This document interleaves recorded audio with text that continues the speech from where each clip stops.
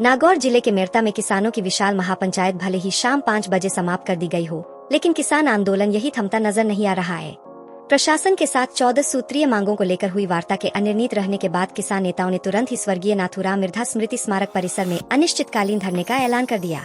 किसान नेता सुशील रियाल ने सभी किसान संगठनों से राय मशविरा कर 8 जनवरी को ट्रैक्टरों के साथ जयपुर कूच की घोषणा की।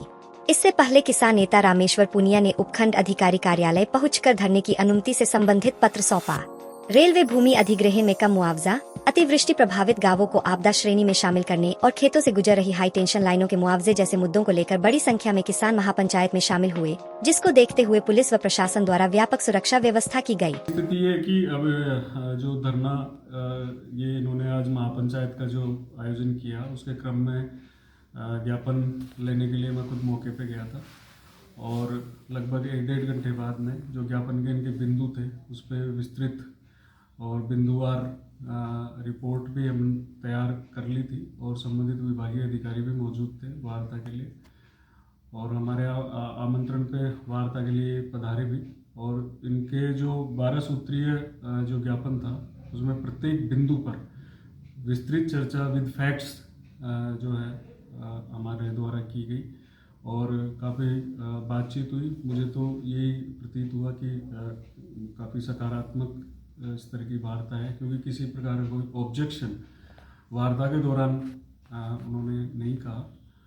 और अभी वर्तमान में उनकी सभा जो है वो समाप्त हो गई। आगे की जो भी स्थिति है उस पर देखते हैं क्या करते हैं।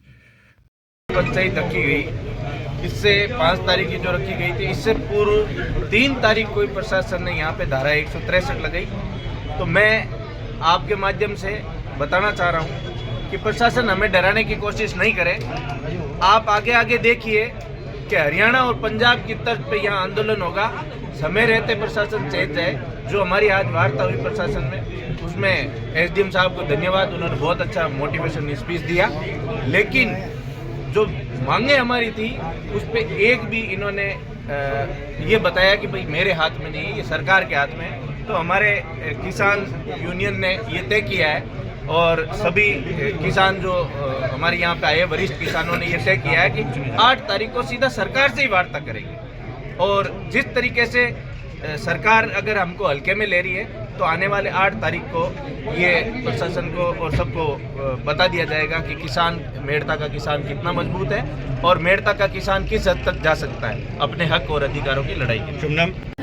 12 सूत्रीय मांगों को लेकर आंदोलन था, जिसमें रेलवे भूमि अधिग्रहण, डीएलसी की दर बहुत कम है, इंडियन ऑयल के नाम जमीन, बिजली के खंभों को लेकर किसान पीड़ित, मुआवजा, फसल बीमा और आपदा को लेकर 74 गाँव, उसके अलावा जो बिजली की थी उससे तो अब कोई ज़्यादा समस्या, वो बिजली वाला एक समाधान हुआ।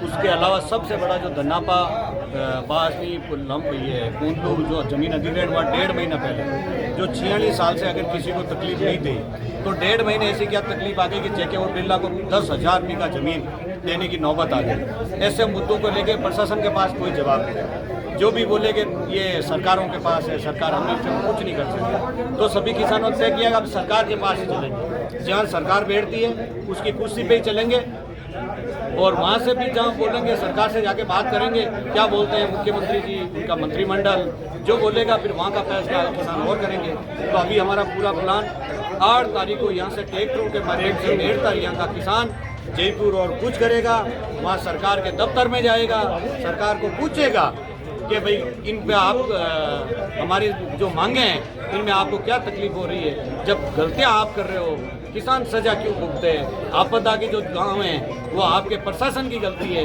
किसान उसकी सजा नहीं भुगत रहा है। एक साइड तो आप बोल रहे हो कि मूंग खराब है, 6 दिन से पड़े हैं, कोई तोड़ने वाला नहीं है, दूसरी तरफ क्रॉप कटिंग में वही दाने गिन लिए जाते हैं कि उत्पादन है और नुकसान के टाइम बोलते हैं कि नहीं 33% नुकसान नहीं है। तो ये जो तिकड़ी है, तिकड़ी पूरी आपकी चलेगी, ये किसान सहन नहीं करेगा। यही मुख्यमंत्री जी को पूछने जा रहे हैं।